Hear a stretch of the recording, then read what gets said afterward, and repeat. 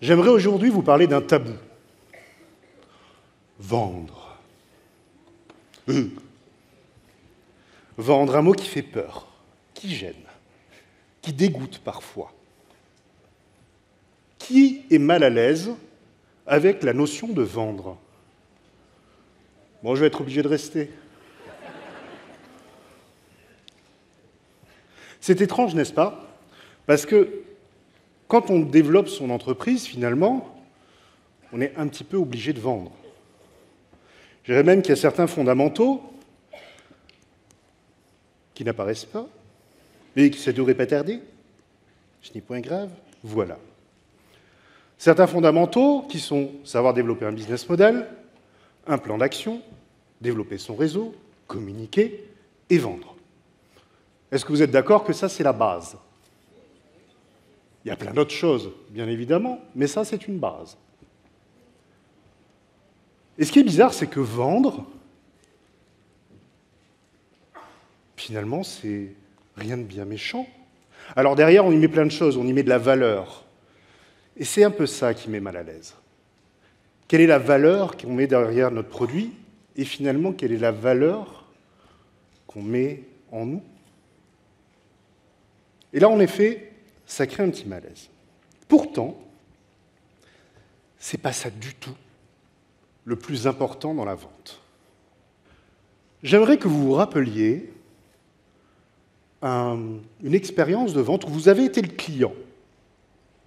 Une expérience de vente agréable. Un moment où vous avez kiffé d'être le client. Je vais vous dire dans quelques instants quels sont les différents cas de figure qui ont fait que vous avez aimé la vente.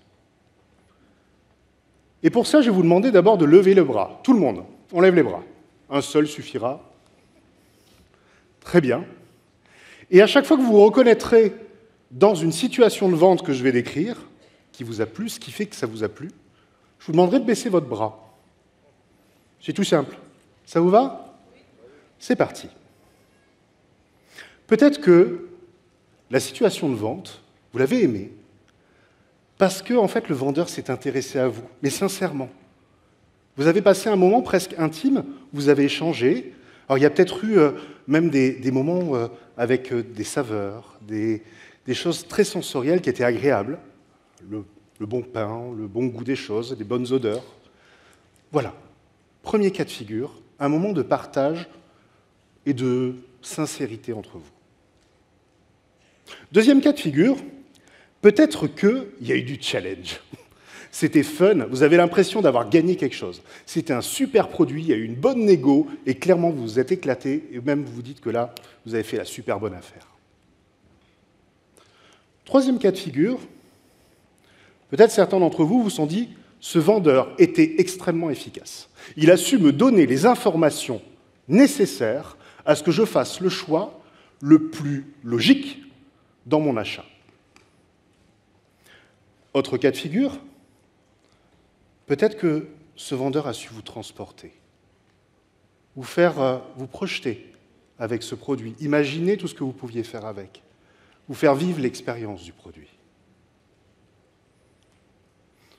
Ou alors, peut-être que ce vendeur était super sympa, vous vous êtes éclaté avec lui, vous avez passé un bon moment. Et enfin, peut-être que ce vendeur était clairement engagé dans ce qu'il faisait. Il croyait dans son produit. Il y avait des vraies valeurs derrière. Je crois qu'il n'y a plus de main levée. Je viens donc de vous démontrer que finalement vous pouvez couvrir 100% des cas, très simplement, en satisfaisant les 6 besoins psychologiques fondamentaux, qui sont aussi les 6 motivateurs de la vente. Finalement, la vente, c'est quoi? C'est une relation. Qu'est-ce qui a fait que vous avez passé ce moment agréable dans la vente? C'est parce que ce vendeur a su créer une vraie relation avec vous. Il a su créer le lien dont vous aviez besoin. Il a su communiquer sur votre canal de communication. Il y a deux phrases que j'aime beaucoup. La première du philosophe John Dewey, qui dit que le désir le plus profond dans la nature humaine, c'est celui de se sentir important.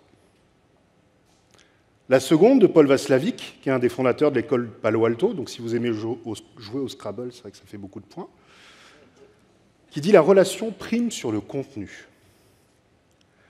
Et vous en avez eu la preuve. Vendre, c'est quoi? C'est créer du lien. C'est créer une relation.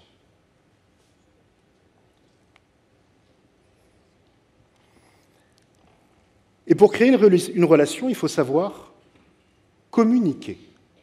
Mais comme je vous le disais, communiquer dans le vrai sens du terme. Qui connaît l'étymologie du verbe communiquer ici?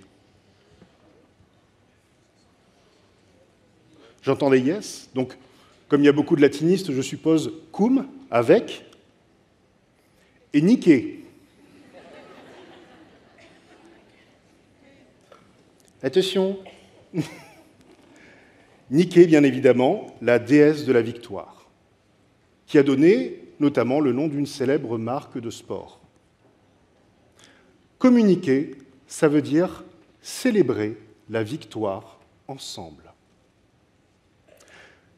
Tout simplement parce que lorsque l'on communique, l'échange fait que se crée quelque chose de plus important que le simple canal de communication.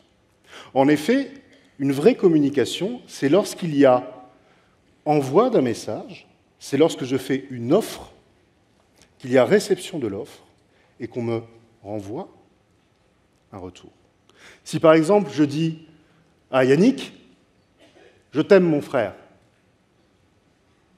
voilà, il y a eu une réelle communication, puisqu'il m'a renvoyé un retour.